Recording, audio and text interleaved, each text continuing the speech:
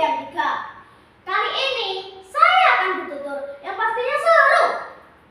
Cerita ini diambil dari kumpulan legenda dari daerah provinsi Jawa Timur yang ditulis oleh Siti Rahmawati SPD dan diterbitkan oleh Pustaka Anak Cerdas Indonesia dengan judul Legenda Joko Kendil dan Buku Ajaib dari Kali Tempuh.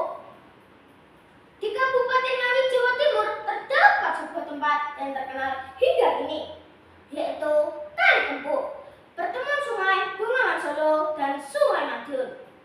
Masyarakat setempat percaya bahwa tempat itu menyimpan banyak kisah dan pelajaran hidup.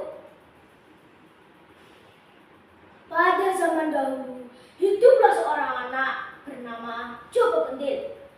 Ia tinggal di sebuah desa bersama kedua orang tuanya yang bekerja sebagai petani. Setiap pagi sebelum berangkat sekolah, Joko membantu ayahnya di sawah. "Joko, jangan lupa belajar rajin di sekolah ya, Nak," pesan ayahnya. Joko tersenyum dan menjawab, "Iya, Pak. Joko ingin jadi anak pintar agar bisa membanggakan orang tua." Joko dikenal sebagai anak yang gemar belajar. Ia suka membaca buku dan mendengarkan cerita orang-orang tua di desa. Sayangnya, kebiasaan baik itu sering membuatnya diejek oleh teman-temannya. "Ah, Joko itu isinya belajar terus.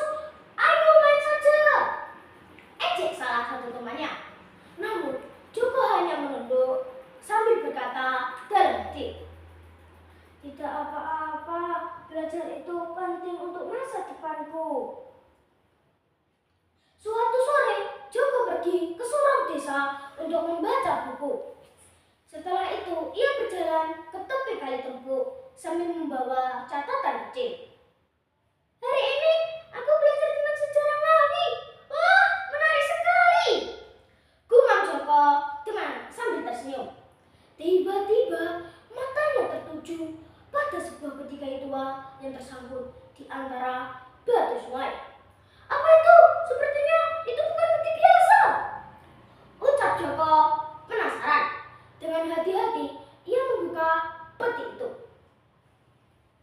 "Masya Allah, sebuah buku. Buku ini sangat tebal dan bertuliskan aksara Jawa kuno.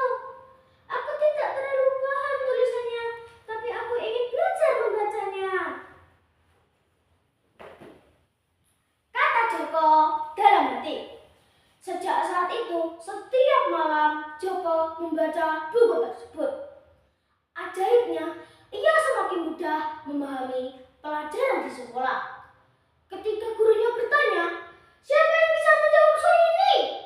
Joko dengan percaya diri mengangkat tangan. "Saya, Bu Guru."